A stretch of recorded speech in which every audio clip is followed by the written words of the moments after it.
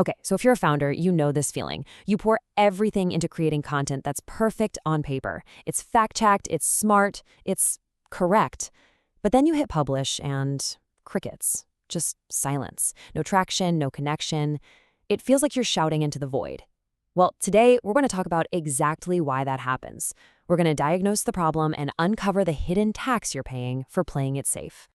And this right here, this is the whole game. The solution we're talking about isn't about finding a better marketing hack or adding more professional polish. No, it's about something way more fundamental. It's this idea that visibility isn't something you chase.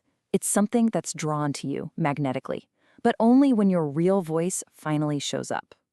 All right, here's how we're going to break this down. First, we'll dig into that invisibility problem. Then, I'll introduce you to a concept called the filter tax. We'll look at a quick story of a creator who made a simple fix. I'll give you a 3-step protocol to do it yourself, and then we'll talk about the big picture pivot you need to make to finally get seen. So let's dive right into that core problem, that pain point. You're doing all the right things, you're checking every box on the content checklist, but the engagement, the connection, it just isn't there. And honestly, it's one of the most frustrating feelings because it makes you question everything. So, does that sound familiar? Is your content technically perfect but strategically just invisible? If you're nodding your head right now, listen up, because this is important. This is not a personal failure. You're not boring and you're not a bad creator. What you're experiencing is a mechanical error, a totally fixable glitch in how your message is being delivered. So what is this mechanical error? Well, let's give it a name. We call it the filter tax. Think of it as the invisible price you pay every single time you choose to sound professional instead of sounding like a real person. Okay, so what does that actually mean? The filter tax is all the lost opportunity. It's the audience you don't connect with, the trust you don't build, and the memorability you sacrifice, all because you're sanding down the edges of your natural voice. You're trying so hard to sound like an expert that you end up sounding like, well, like no one in particular. And really, this is the choice you're making, whether you realize it or not. On the left, you've got neutrality. It's safe, it's polished, it's filtered, and it's totally invisible.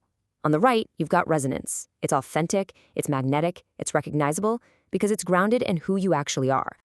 Okay, this all sounds good in theory, right? Let's make it real with a quick story.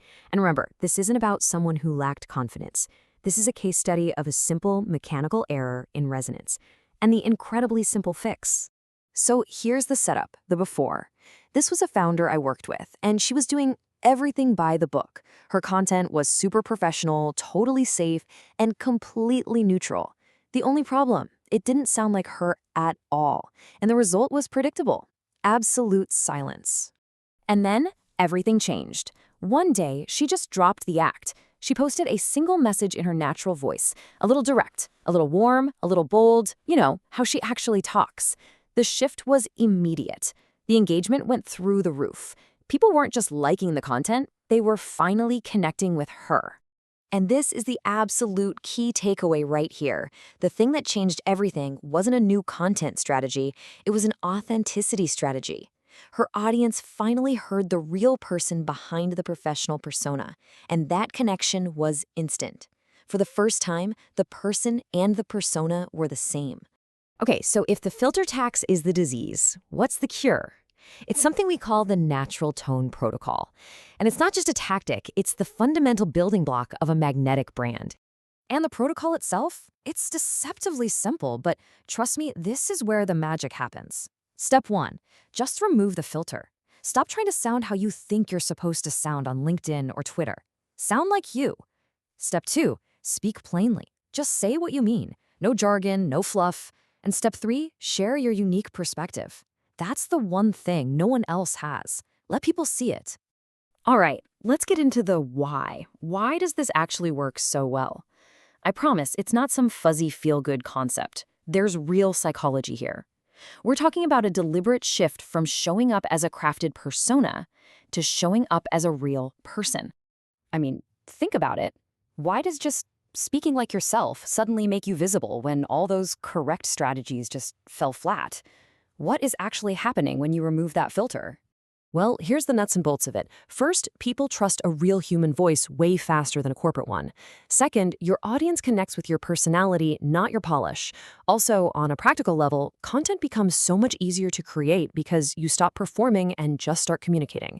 Your message gets clearer, and this is the big one, you finally become recognizable in a sea of sameness.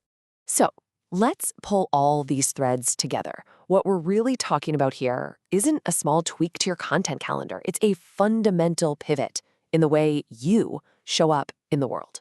This, right here, is the entire game plan. You're making a journey.